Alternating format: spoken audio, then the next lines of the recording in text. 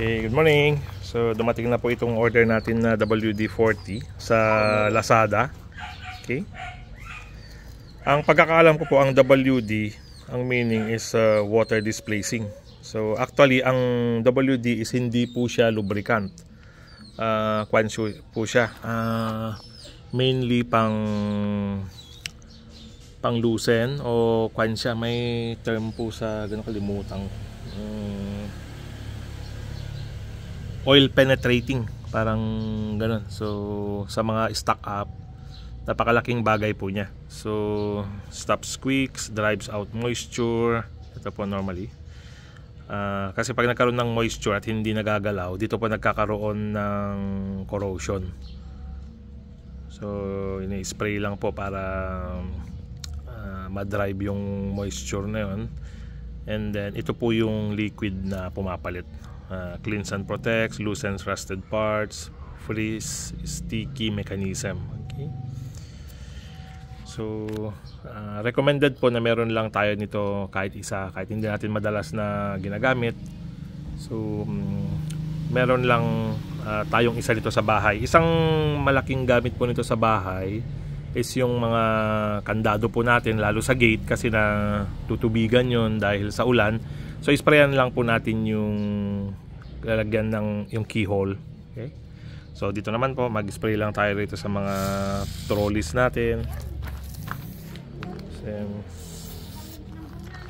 then sa mga gulong po nila, yung mga studs naman. So katulad po niyan, hindi siya masyadong lalagyan lang po natin para ma-prevent po na magkaroon ng stock up na bolts dahil nagkakalawang po yan over time.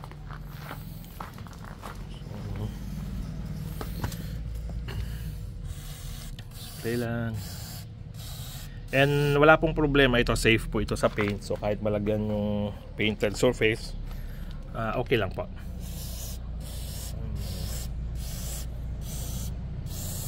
Ayan. Kita nyo po, binababa niya yung mga kalawang.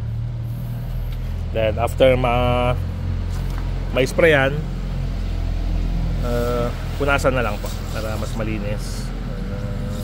Ito po yung ating trolley para sa jeepney. Then ikot-ikutin lang po para yung nasa ilalim, sa ibabaw, bababa rito. Okay.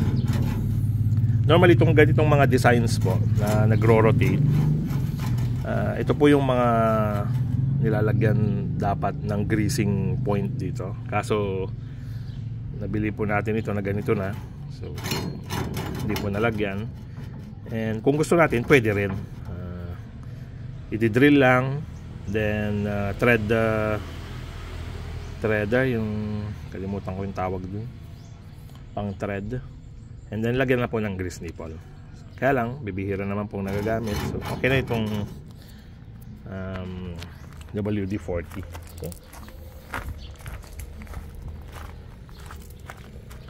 Spray. Okay. Ito rin pong pang anti-rust yan. Sa mga moving parts po, pag walang greasing point, pwede nyong ilagay dyan sa mga connections. Okay. Okay. Dito sa ating 2001 Honda City. Okay. So matagal rin pong na-stock ito kasi meron po kaming inaantay na pyesa rito. Ang challenge nitong Honda City na 2001, nag-up and down po yung kanyang RPM.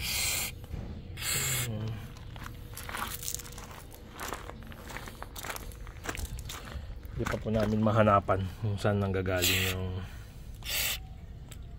problema. Okay. Ganyan lang po, dahil hindi nagagamit, sprayan lang po natin. Nasa 100 plus po yata ang. Okay, so tingnan nyo po yung kanya, yung kanyang rotor disc. So since hindi naman nagagamit masyado, so sprayan na lang muna natin para mag-prevent ng corrosion. So then punasan na lang, iwa-washing. Okay, sprayan na rin natin yung iba. Kasi all disc brake po ito, 2001 model. So matagal pa pong makukan ito. Hindi magagamit. Okay.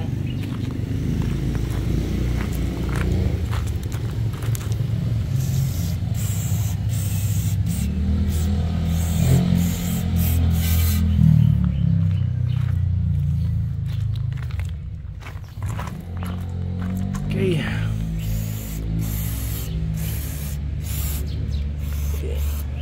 So pag nag-i-store po tayo ng mga gamit, maganda rin po itong parang preservation material.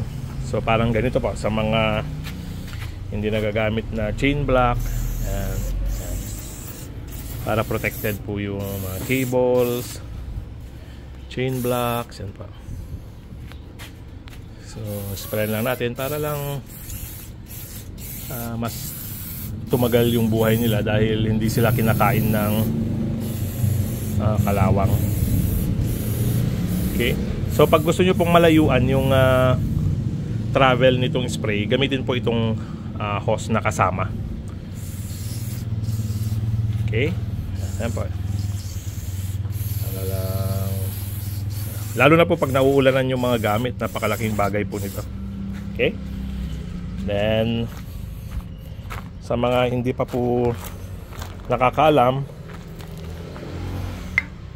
normally po pag binebenta to, merong tape dito.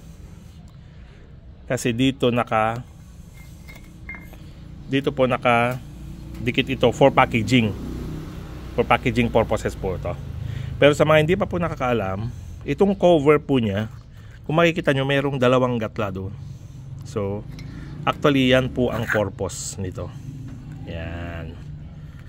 Diyan po natin i-store yung hose nozzle pagkatapos gamitin. So, ano pa? Yan. Okay. So, yan po ang purpose nung sa cover niya. Okay. Then, store na po natin dito sa ating yan. Okay. Yan po ang ating WD-40. Malaking bagay po yan, lalo pag madalas tayong mag-maintain or kahit hindi man po, mga kandado sa bahay, sa mga bisagra. Bisagra is yung humahawak po sa pintuan. Kalimutan ko sa English po yung bisagra. Okay. So lahat ng moving parts, maganda po yan. Okay. Salamat po.